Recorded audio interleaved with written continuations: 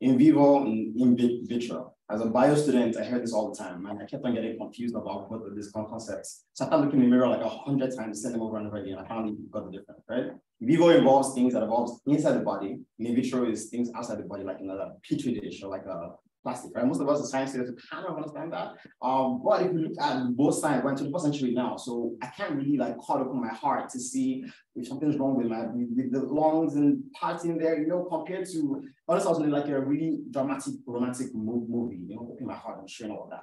But in real life, we can't do that, right? We'll look at more preferably in vitro methods, looking at things in a petri dish or like a flask or that kind of level, right? And we're in a century now where it's like looking at these and trying to understand these concepts are very different from what we had in the normal way. And there have been glass, people do some like glass and there have been plastics around, but now we're using something that's been different for in vitro work, which is SAMs on ITO. And that sounds a little bit crazy, but SAMs are self-assembled monolayers. So these are layers that can literally have, you know, different end groups along with them, right? So attach kind of like a linker on top of the cell, right? So you can see here, ITO kind of joins and talk to me. And here ITO, it sounds really weird in industry, right? But ITO is literally indium tin oxide. If anybody here has a phone, smartwatch, mobile device, the screen is made of ITO, right? It's really crazy because it's one of the first metals that is both conductive and transparent.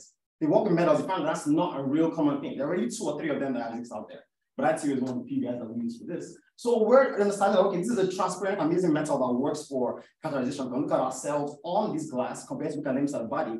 But then how do we know that it's there, right? If it's transparent, you can't really tell what's in there or not. Which brings us to our right now we're using EDX and FTIR to look at this SAM modified ITO to make sure that what we add to it, these linkers, these things that are supposed to make the cell better, are actually on there. So we use that with FTIR and IDX. And then over time, we'll kind of study how different cells grow on this ITO slide in 2 days and 3 days and 2 months and compare them here, which is great. To make this one step forward, we move to a bioreactor, right? Now we can see the cells, know that better about how the cells move. In our body, cells normally move around, right? So with the bioreactor, we're able to see all the cells in one place, we're able to look at the biological instances of that.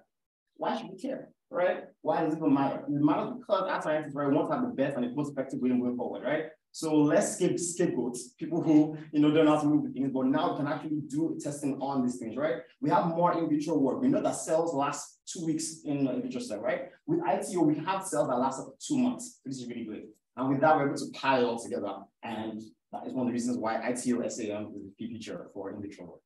Thank you very much.